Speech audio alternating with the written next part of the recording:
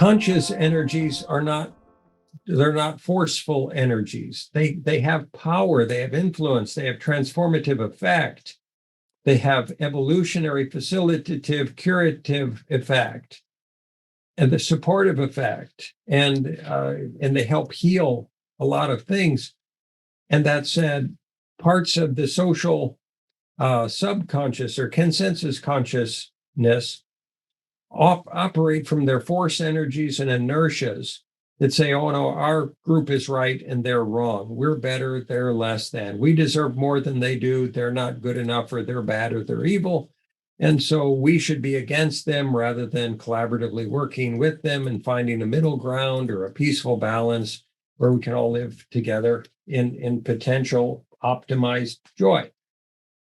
So the inertia, the momentum of those preference tendencies of tribe or individuals' egos, or any groups or any corporations, group consciousness bubble, or any culture's group consciousness bubble, or religion's group consciousness bubble, is going to have some inertia or some momentum or some force energy that's going to try to manifest it in the world, and potentially like a boot putting a footprint in the sand, try to get the world to be a reflection of it rather than collaborating as equals in a unified and caring way.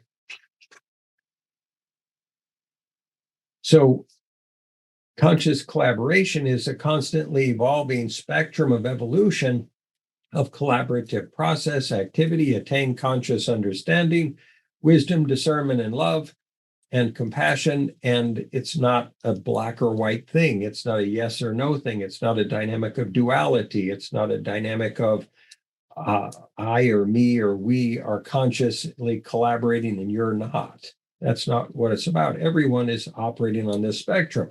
The question is, can we all accelerate together along that spectrum soon enough to generate a sustainable life process for humanity? Right now, we're all in what might be termed the ego rock tumbler that has just been described very, very well, and of battling tribes and groups and subgroups and subcultures, and it's painful. That bashing of the rocks of ego tribe and ego identity of all kinds is painful, and it's knocking off the sharp edges, and it's just too slow a process of evolution of consciousness to get us to a sustainable process in this world within 7 years all by itself. We need to augment the process, bring consciousness, transformational understanding, wisdom, light, love, care, to curate and catalyze that rock tumbler process that the whole world's going through. The social movement engine must take into account these social energy constructs we call tribe or nation or identity or ego or religion or preference or political party, and help dissolve them into unity, to bring flexibility where there is inflexibility, to bring integration where there has been fragmentation, fracturing, and an unrealized potential for oneness. And so all of those dynamics must be containable within this process of the WSS and the SME, and they must be dissolved and resolved and diffused in a way consistently, sustainably, and within the time available, the technology available, and the resources available, including you wonderful people who are online right now, so that this solution can be arrived at collectively fast enough to avoid the iceberg, or avoid the melting of the icebergs.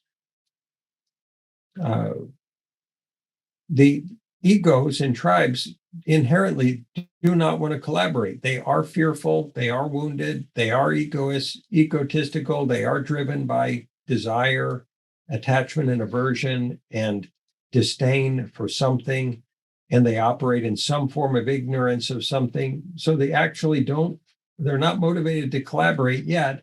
And it's only the pressurization of the world that can bring them, in this time with the climate crisis, that can bring them into that resonance, that coherence, that integration of all those bubbles we were meditating upon in the beginning of this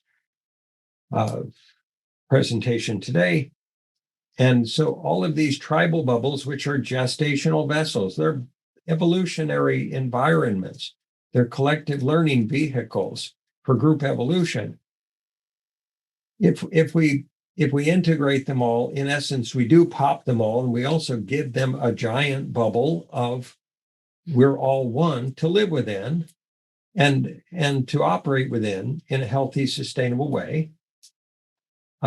Each of these bubbles of tribal identity or social process tend to expect others to submit to their processes, their values, their preferences, their norms, their beliefs, their dynamics, or whatever they want. And if others don't submit to them, they say, "Oh, I'm victimized," or "You're wrong for not submitting to my expectations or my desires or my wants or my will or my power or my hatred or my judgments of you or my threats of abandonment." So we would suggest that those dynamics can't culminate in collective peace. So again, back to the integration of all the bubbles into one.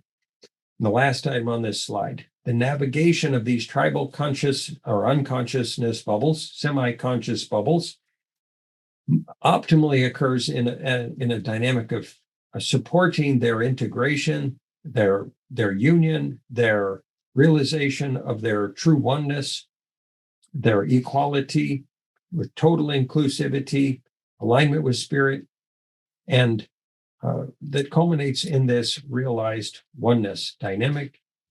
And we are doing our best to model that whole process, the whole recipe, from scoop to nuts, from all the ingredients to the wonderful baked cake that everybody can enjoy.